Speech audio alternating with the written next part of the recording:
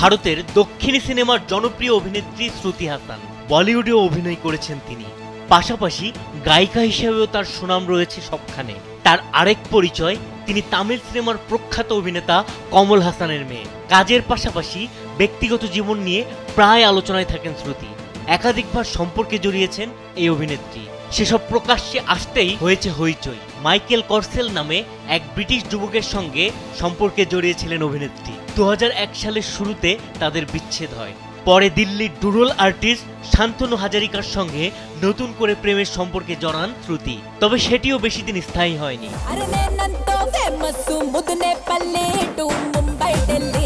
Sandalina so, রূপচর্চায় আভিজাত্য।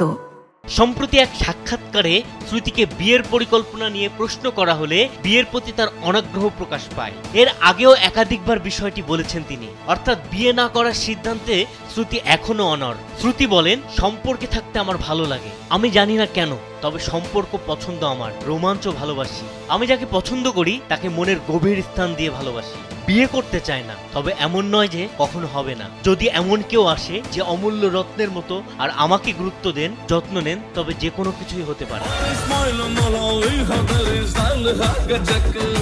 অতীত অভিজ্ঞতার কারণেই কি এই দ্বিধা কিনা সে ব্যাপারে শ্রুতি বলেন, আমার মনে হয় এটা শুধু আমারই ভাবনা, কারণ আমার বন্ধু বান্ধবদের মধ্যে অনেক সুন্দর বিয়ের উদাহরণ রয়েছে। আমার বন্ধুদের, আমার বয়সীরা দিব্যি সংসার করছেন, সুন্দর বিবাহিত জীবন তাদের। তাই আমার মনে হয় এই ভাবনা বা ভয়টা শুধুই শ্রুতি।